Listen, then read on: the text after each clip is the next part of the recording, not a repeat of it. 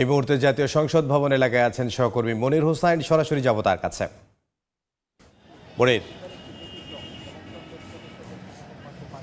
আগামীকাল ইতিহাস সৃষ্টি করতে যাচ্ছে বাংলাদেশ। প্রথমবারের মতো মন্ত্রী পরিষদ সদস্যদের শপথ গ্রহণ অনুষ্ঠান হতে যাচ্ছে জাতীয় সংসদ ভবনের দক্ষিণ প্লাজায়। সেই শপথ অনুষ্ঠানকে কেন্দ্র করে যত ধরনের প্রস্তুতির প্রয়োজন সেই প্রস্তুতি নেওয়া হচ্ছে সংসদ ভবনের দক্ষিণ প্লাজায়। আজ সারাদিন ধরে সেসব প্রস্তুতি আমরা দেখেছি। আগামীকাল বিকেল 4টায় মন্ত্রী পরিষদ সদস্যদের যেই মন্ত্রী এবং উপমন্ত্রী প্রতিমন্ত্রীরা হবেন তাদের শপথ পড়াবেন রাষ্ট্রপতি মোহাম্মদ শাহাবুদ্দিন, এবং তার আগে সকাল 10টায় 297 আসনের নবনির্বাচিত সংসদ সদস্যদের শপথ পড়াবেন প্রধান নির্বাচন কমিশনার, এবং তারা এমপি হিসেবে শপথ নেয়ার পর সংবিধান সংস্কার পরিষদের সদস্য হিসেবেও এরপর তারা শপথ নেবেন।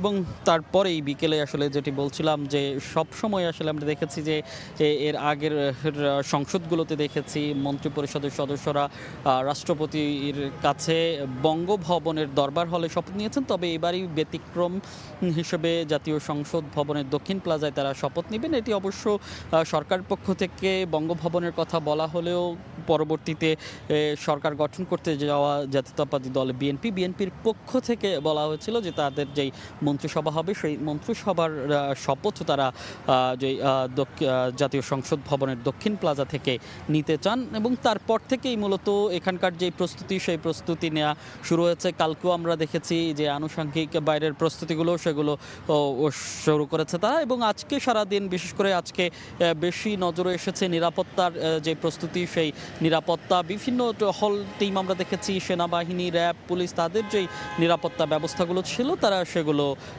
যথেষ্ট নিয়েছেন, এবং তারা সেগুলো বারবার যেই তাদের যে প্রস্তুতি সেগুলো সারছিলেন। তো এই ছিল জাতীয় সংসদ ভবনের সামনে থেকে আমার কাছে সবশেষ।